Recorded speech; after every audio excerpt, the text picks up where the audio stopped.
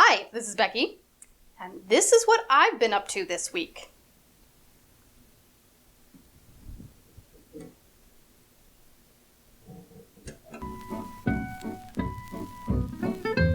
As I've been stuck at home with the grandkids this year, we sure have enjoyed listening to KTQA's old-time radio dramas. And the KTQA Daily Briefing helps me feel not so isolated from our world. One thing I didn't know till Bailey and Mackenzie looked it up online is that KTQA is all volunteer-run and operates right here in Tacoma. That's why we decided to pick KTQA as our charity to contribute to this month.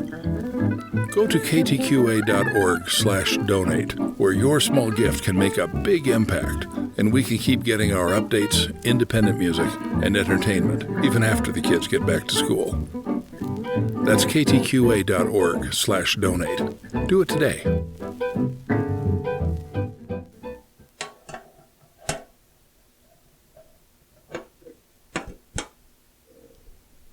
And now we wire.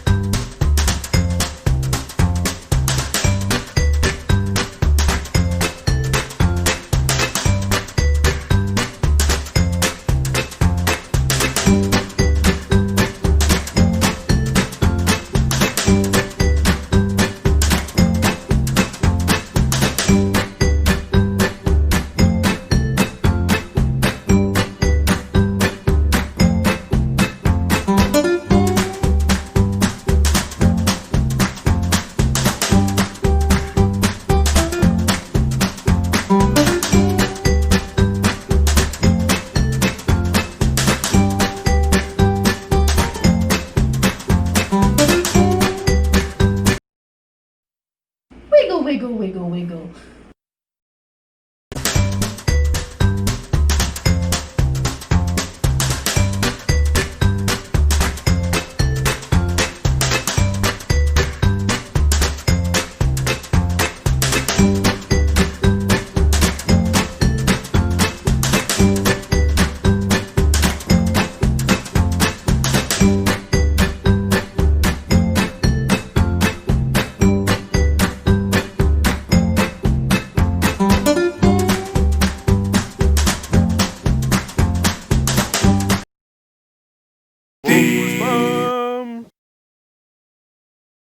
I paused my stories, and before I get started on day 3, I wanted to let you know, and I wanted to declare to the world my non-idiocy.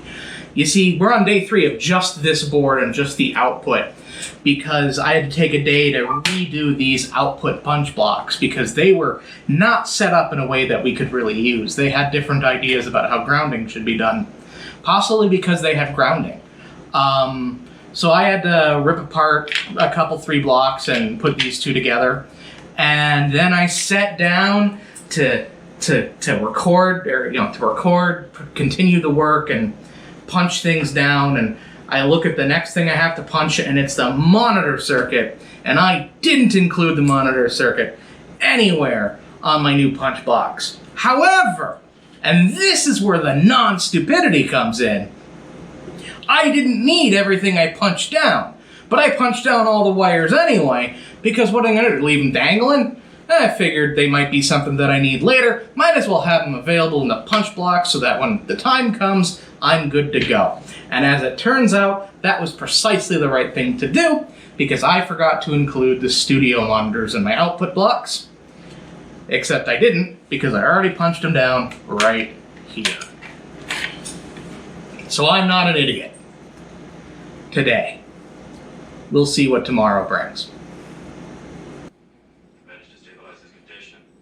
I'll put my stories back on.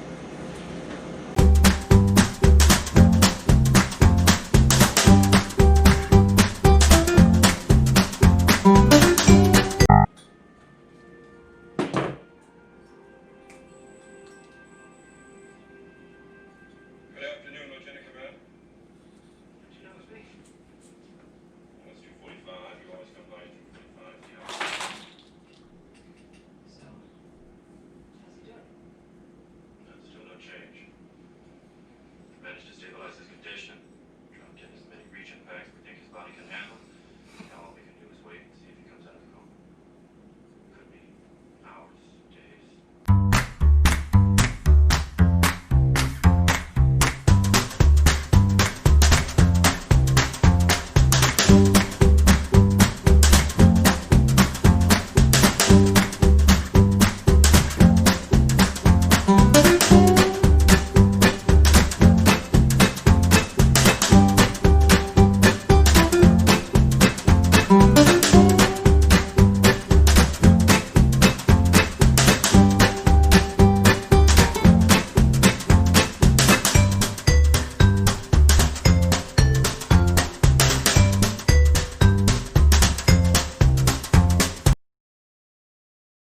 My shrink tube!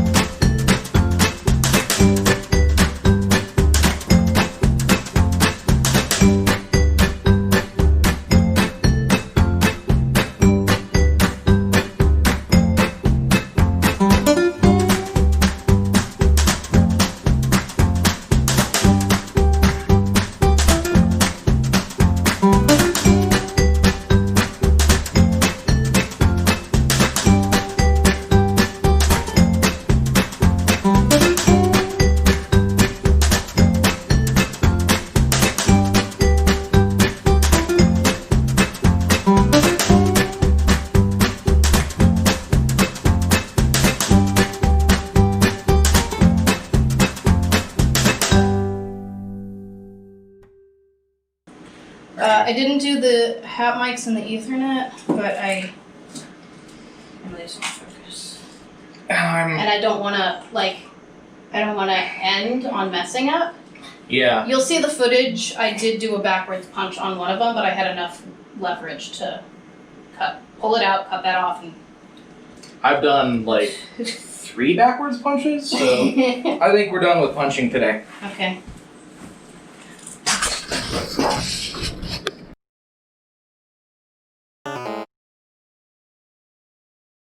Well, you can see it's a few days after soldering day, and I have taken out everything that I expect to take out of that power supply. All of the capacitors are out. I have a little pile of solder leavings from this device that worked way better than I thought it would. And then I have the 4 status LEDs taken out because I looked at the circuit board and they were labeled with colors and they weren't all red, leading me to believe that these LEDs are replacements. My intention is to replace them with LEDs of the right colors, possibly with added resistors so that the LEDs aren't driven quite so hard. But the fact of the matter is, I failed. Here's some video of where I failed, right here. Well, I did that wrong. Yeah, I fucked that up good.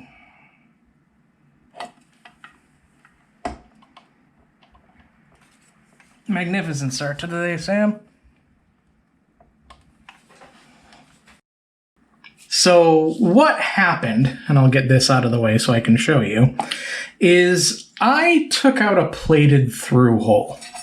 Now, what plated through holes are is on circuit boards there are traces, and especially on circuit boards like this one, there are traces on this side, and there are traces on this side, and the traces are the bits of metal that conduct electricity, and that at the points where you install components, there's foil on the inside to connect the traces on this side to the traces on that side. And when I took out this capacitor,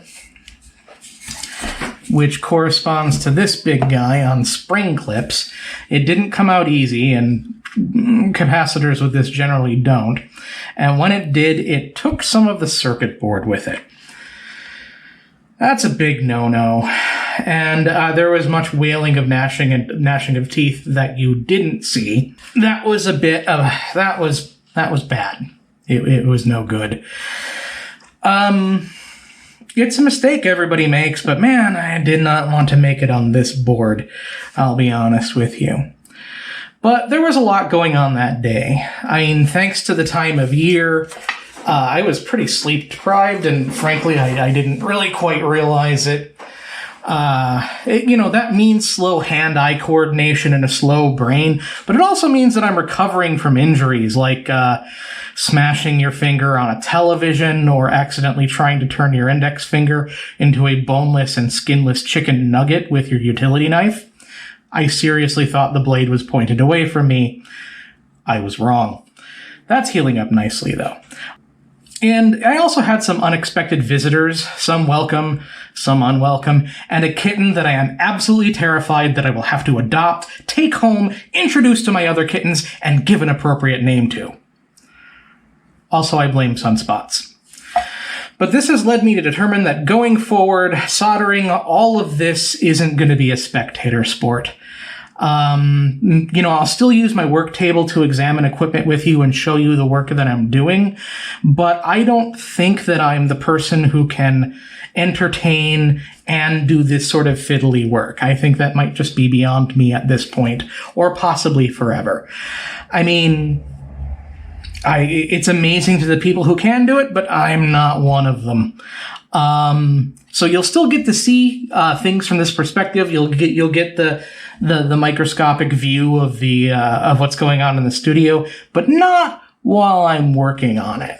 And if I'm using my soldering iron, I can't show you this amazing soldering iron stand that Becky made for me out of parts from around the house and parts she bought at the studio. I mean, it's perfect. It lets my soldering iron hang free, so it's not heating other parts of the stand.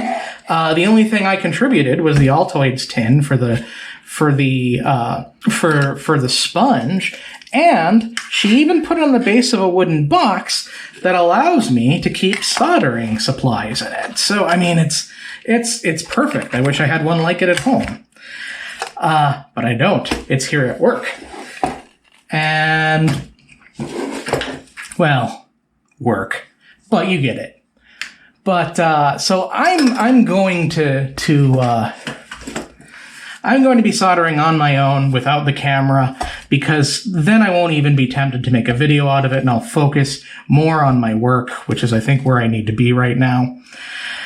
And so that means recapping the board, I'll be doing it solo.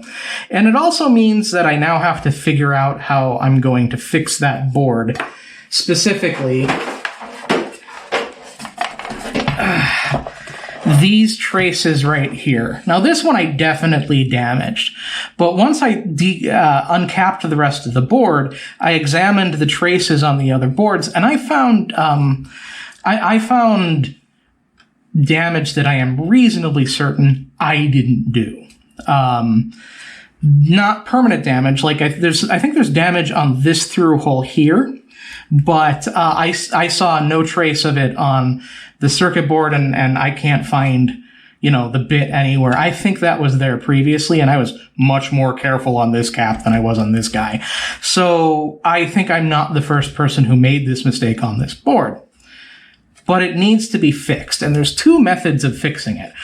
One is the way everybody does it, which is bodge wire, which is I would connect a stout wire to the ground plane here and then to wherever this trace goes. So like here on the blue connector on the output of the power supply, because this is the final filtering capacitor for the power supply. And that's the way most people do it. Everybody I've talked to says I should do it this way.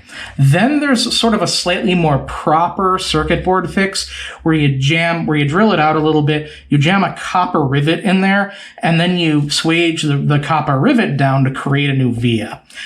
I've always wanted to give that a shot, and here's my opportunity, so I'm going to do what nobody is suggesting I do, and I'm going to try a real fix on this trace. And I'm going to try the copper fix on these traces. I don't have the proper tools, but I have something that's very close to the proper tools. I do have a punch set that looks very close to a circuit. Looks like it would function properly as a swage tool. And I'll try it out on some dead power, PC power supplies I've got lying around before I try it on this board. And that's what I think I'm going to do. Well, frankly, I've got 2 of these.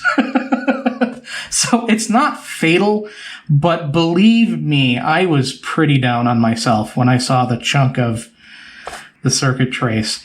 We'll see how it looks when things are done. I'll tell you how it worked out and provide shots and some video of the circuit when it's complete and in operation if it's operable. One thing I was concerned was that the 48 volt rail also seemed to be only showing 38 volts. So I'll need to see where the problem there was. But that's what's up here. And guess we'll move on to something else now. Well, that's all we've got for this episode. Did we get a lot accomplished? Yeah. Was it as much as I wanted to accomplish? No. I mean, a series of small setbacks that I have to figure out how to get around. We will get around it. That's not a problem. It takes time to do that. I did redo the chart for the wiring diagram on the whiteboard. That's not final either. In writing this and coming up with official documentation, I found some errors in it. So I think I'm going to show you the documentation when it's done. The documentation that's going to go on the boards, I think. All in all, I might be pushing myself a little bit too hard. I mean, it's mid-December in the Pacific Northwest. It's the crabby part of the year where everybody's crabby, and I'm certainly feeling it. So, yeah, I think it might be time to sit back and do something brainless like system administration for a while. I don't know. Just sort of recenter and move forth while I wait for parts to arrive. I mean, there was definitely a push to get done by the end of the year, and we're making that. I'll be honest with you, we don't have completion funds, so I don't have the ability right now to buy microphones for the studio, which is a bit of a problem. There was the ad at the beginning. I don't intend to do a lot of fundraising via this YouTube channel, other than to give you a sense of what we're working on here at the station, and just sort of a reminder that, yeah, I do work for a listener-funded radio station. So there's that, but I think I'm going to take a break for a little bit, so maybe no episode next week, but definitely an episode after that. I'm not done this year. We still have the other boards to wire, and we'll take it from there. So what you're seeing before you is a list of my patrons. I'm just going to do it right here. I'm not going to bother getting the microphone out. I'd like to thank Cambot for the consult on the soldering problems, even though I'm going to be pig-headed and try what I've always wanted to try rather than do what I should do. But everybody you see before you helps me do what I do, not just here, but pretty much everywhere. If you join my Patreon, you get early access to these videos and some other stuff that should be coming up fairly soon. That's it for this episode. See you soon.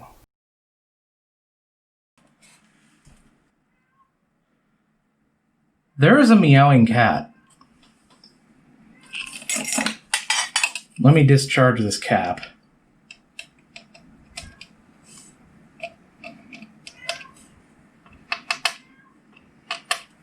And I'm going to investigate that.